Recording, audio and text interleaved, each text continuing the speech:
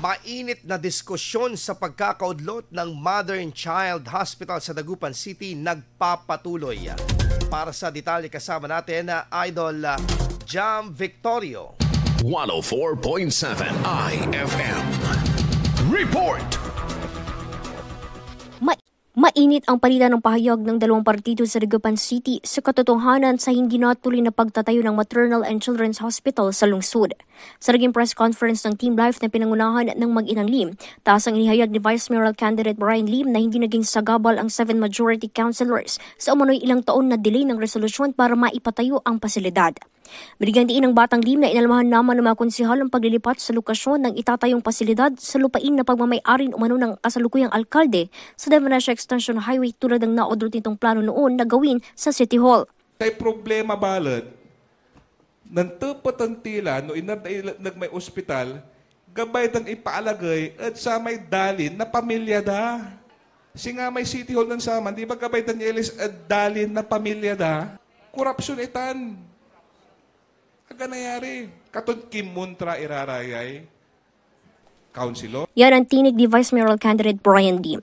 Sa kabila umano ng mga paratang ng pamumulitika sa Maternal and Children's Hospital ay pinasa ng 7 majority councilors ang kaukulang resolusyon upang masimulan na ang konstruksyon noong October 2024. Ngunit pinatagal umanong lagdaan ng alkalde hanggang 2025 upang isisi umano sa 7. October 2024. Amin niya dokumento ya kaukulan at sanggunian impasala na mayorya. 6 months. At to'y ginawa da ay. Si Kara so amin niya papilis. Insan ibagada, aga-atuloy lapot si Kara. O baka siguro, gabaytan sa botahe, tapya na walay na ito dalalamat at saray mayorya. Samantala, iginit naman ng partido ni na re-electionist Mayor Fernandez at Vice Mayor Cua na ilang taon inantala ng mga konsehal ang resolusyon mula 2022 hanggang 2024 hanggang sa hindi na maaaring gamitin ang inilaang milyong pondo na nakasaad sa General Appropriations Act. So yung delay na ginawa po ng 7 majority, sila po talaga ang may problema kung bakit hindi natuloy at hindi na rin ma-download yung pera. Because of yung GAA na budget, sobra na tumagal yung budget, hindi na ho pwede. Matatandaan na ginanap ng December 2024 ang groundbreaking na naturang ospital sa dating gusali ng Land Transportation Office sa Barangay Poblacion Oeste. Kaugnay nito, inihayag din ni former Mayor Brian Lim na hindi aatras sa anumang paratang para sa katotohanan. Liwang patas kayo ng laban.